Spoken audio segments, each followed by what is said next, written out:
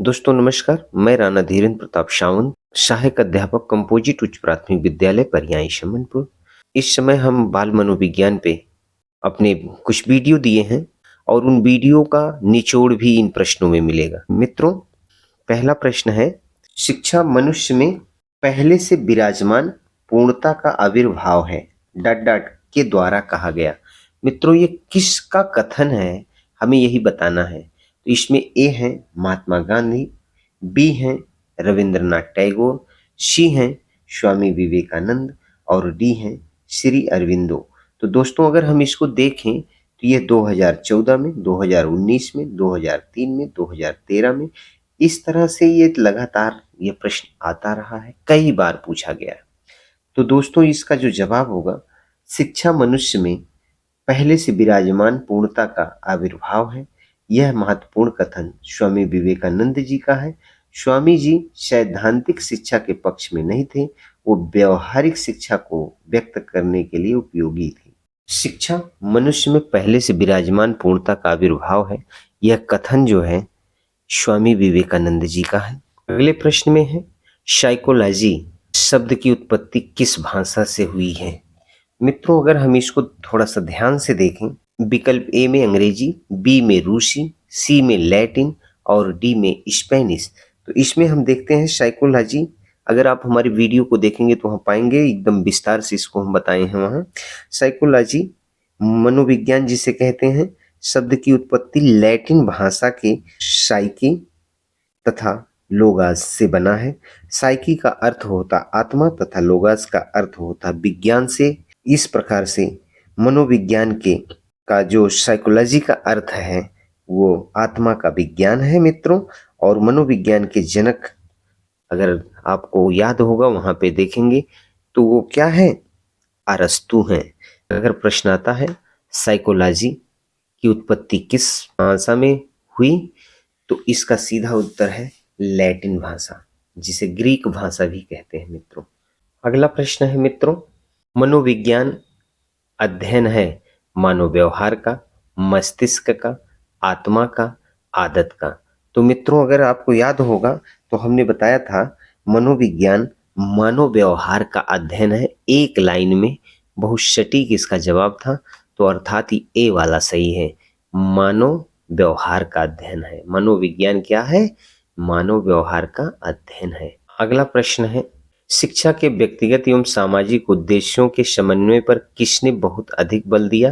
अगर हम विस्तार से देखेंगे तो आपको हम बताए हैं, पढ़ाए हैं, शिक्षा के व्यक्तिगत एवं सामाजिक उद्देश्यों के समन्वय पर जॉन डीवी ने बहुत अधिक बल दिया। डीवी के अनुसार शिक्षा व्यक्ति में उन क्षमताओं का विकास है जो उसको अपने वातावरण को नियंत्रित तथा अपनी भावी समस्याओं को हल करने के योग्य बनाती है। तो इस तरह से जॉन डीवी अर्थात जो डी वाला विकल्प है ये सही होगा। जॉन डीवी शिक्षा के व्यक्तिगत एवं सामाजिक उद्देश्यों की समन्वय पर किसने बहुत अधिक बल दिया, तो जॉन डीवी ने अधिक बल दिया था मित्रों अगला प्रश्न है, ये कथन पे ज्यादा प्रश्न इसमें पूछे जाते हैं मित्रों। यह प्रश्न 4 बार आया हुआ है मित्रों, जीआईसी से लेकर के पीजीटी, टीटीजीटी में मिला करके टीईटी में 4 बार आया है।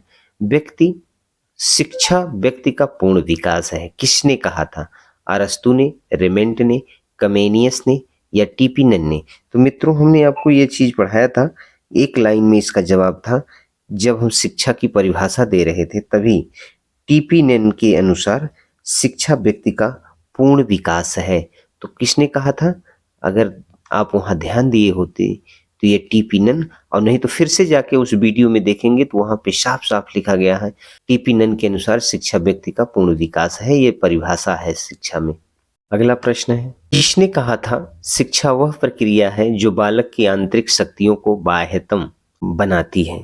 तो मित्रों इसके लिए अगर आपको याद होगा तो हमने आपको पढ़ाया था, रोवल के अनुसार शिक्षा वह प्रक्रिया है जो बालक की आंतरिक शक्तियों को बाह्यतम बनाता है। अर्थात इसका जवाब क्या होगा, ये देखिए फ्रोवेल। कौन होंगे, फ्रोवेल होंगे मित्रों। अगला प्रश्न है मित्रों, बहुत ही महत्वपूर्ण प्रश्न है मित्रों, यह पीजीटी में, टीईटी में और टीजीटी में तीनों में आ चुका है मित्रों। किसका कथन है? शिक्षा दर्शन का गत्यात्मक पहलू है।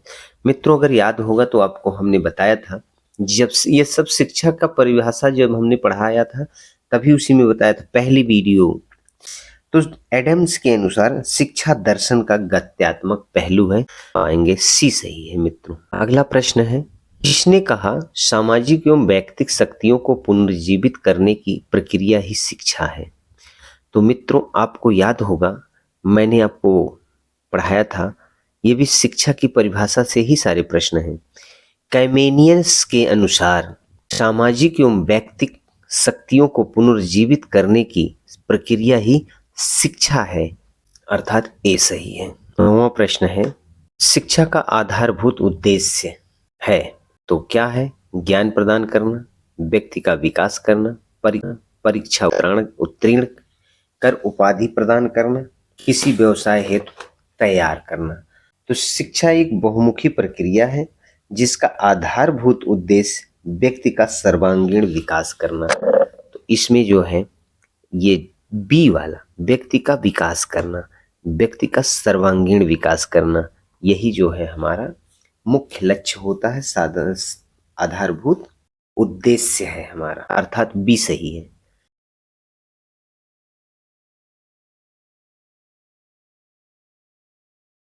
दसवें प्रश्न में, किसने कहा कि मनोविज्ञान व्यवहार का धनात्मक विज्ञान है? तो मित्रों इसमें हमारा ए है मॉर्गन, बी है वारेन, सी है वाटसन और डी है मैकडूगल। मनोविज्ञान को व्यवहार के अध्ययन के विज्ञान के रूप में सर्वप्रथम जी.बी. वाटसन ने परिभाषित किया। वाटसन के अनुसार मनोविज्ञान व्यवहार का धनात्मक विज्ञान है। तो कौन है? जे.बी. वाटसन। तो ये है आपका सी वाला सही। मित्रों आराम से धीरे धीरे बेहतरीन ढंग से अस्थायी तैयारी करेंगे। कोई भी परीक्षा हमें पास करने के लिए बहुत स्ट्रेस की जरूरत नहीं है। सावधानी से जो पढ़ें ढंग से पढ़ें और अस्थायी पकड़ बनाएं। आइए अगला प्रश्न देखते हैं। बहुत बढ़िया, आप मेहनत करेंगे, पढ़ेंगे तो आगे बढ़ेंगे और आगे बढ़ेंगे तो आप अपना विकास करेंगे, अपने समाज का विकास करेंगे, परिवार का विकास करेंगे। आइए अगला प्रश्न हम देखते हैं। ये क्या है मित्रों? ये है मनोविज्ञान मानव व्यवहार का विज्ञान है। यह किसने कहा था?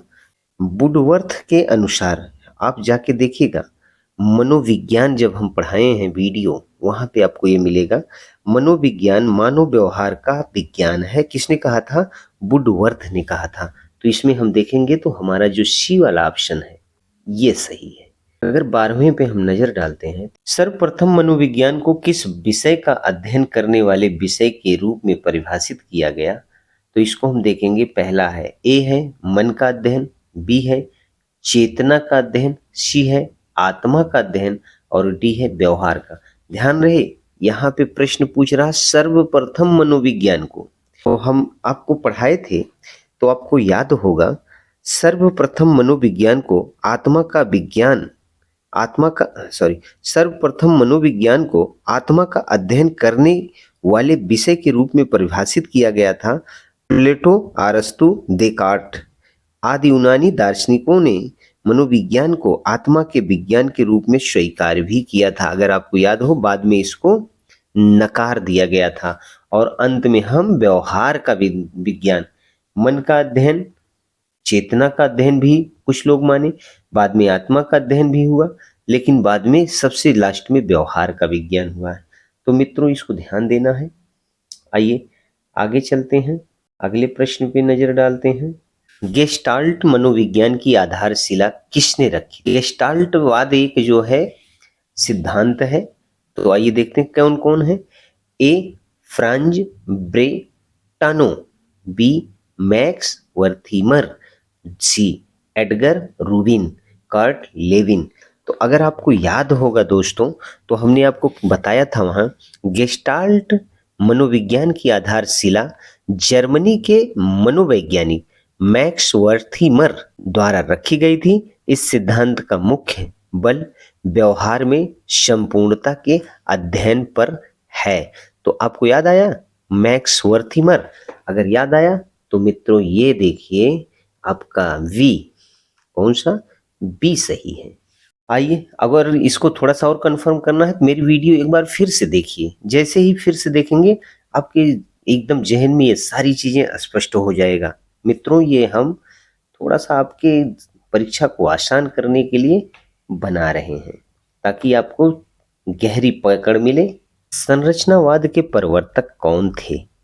तो मित्रों इसमें 4 लोग हैं। ए बुंट हैं, बी जेम्स हैं, सी थार्नडाइक हैं और डी पाओलाओ हैं।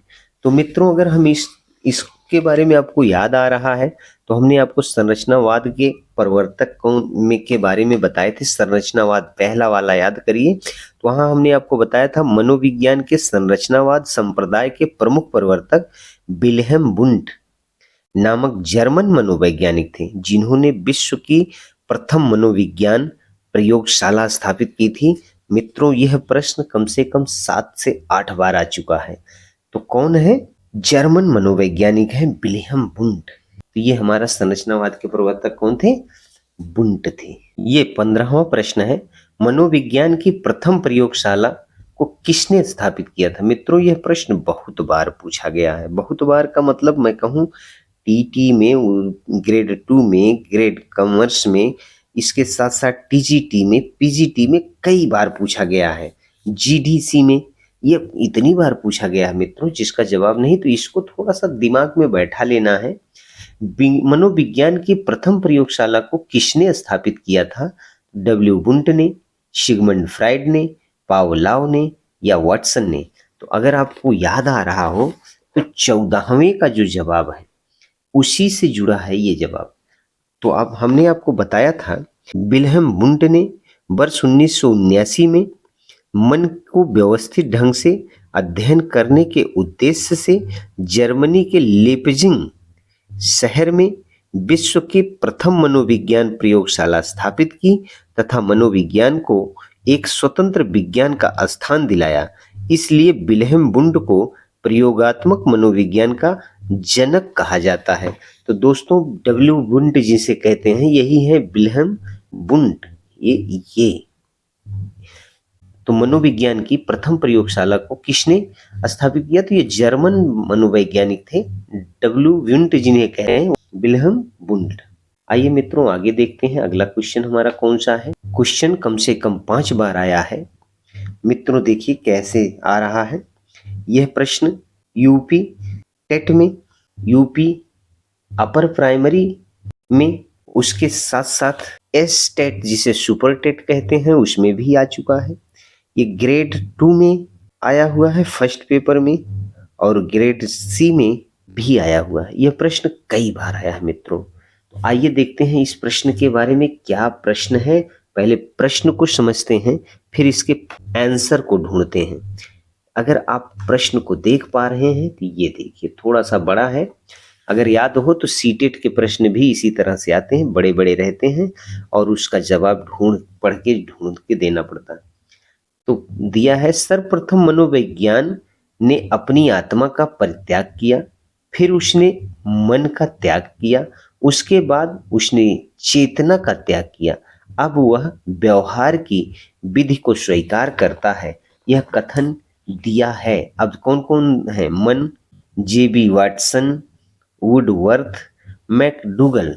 तो इसमें इस प्रश्न को हमने बहुत ढंग से समझाया है। मनोविज्ञान के अध्ययन में हमने आपको बताया था शिक्षा के बाद मनोविज्ञान, याद करिए।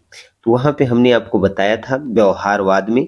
तो व्यवहारवाद के हिसाब से हमने आपको बताया था वुडवर्थ के अनुसार सर्वप्रथम मनोविज्ञान ने अपनी आत्मा का परित्याग किया, फिर उसने मन का त्याग किया, उसके बाद उसने चेतना का त्याग किया, अब वह व्यवहार की विधि को स्वीकार करता है।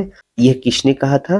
वुडवर्थ ने। इसका जवाब होगा मित्रों ये देखिए सी माने देखना, यहाँ देखिए ये होगा वुडवर्थ। आइए मित्रों आगे चलते हैं। मित्रों ये बहुत ही महत्वपूर्ण प्रश्न है। मनोविज्ञान शाला उत्तर प्रदेश में कहाँ स्थित है? भारत का आप बता सकते हैं, वर्ल्ड का आप बता सकते हैं, लेकिन ये उत्तर प्रदेश में कहाँ है? ए लखनऊ में, बी इलाहाबाद में, 3 सी आगरा में और डी वाराणसी में। तो मित्रों इसका जो जवाब है, तो वर्ष 1954 में इलाहाबाद, जिसका अब प्रयागराज नाम है, में मनोविज्ञान शाला की स्थापना हुई थी 1954 में। तो हमारा इसका जवाब क्या होगा, इसे मित्रों नोट कर लीजिएगा ध्यान से, इलाहाबाद होगा। क्या होगा? इलाहाबाद। ये मित्रों हमारा अंतिम प्रश्न है। मनोविज्ञान आज शिक्षा की आधारशिला है। आपको फिर से वहीं जाना पड़ेगा। कहाँ? शिक्षा की आधारशिला, शिक्षा की जो परिभाषा है।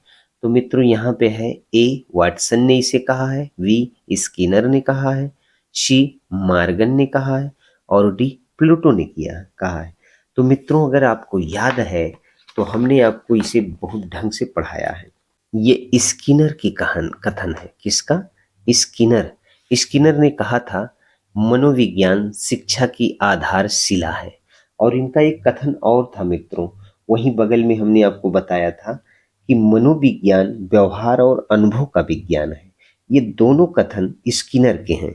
अगर आपको ये याद होगा तो बहुत बढ़िया, नहीं याद है तो फिर से जाके वीडियो देख लीजिए, सब स्पष्ट हो जाएगा। ये सारी चीजें हमने आपको दे रखा है। इस तरह से अगर ये प्रश्न आपके थोड़ा सा भी विचारों में बदलाव ला रहे हैं, ज्ञान को बढ़ा रहे हैं, तो प्लीज इसे शेयर, कमेंट और सब्सक्राइब जरूर करिएगा, लाइक करिएगा।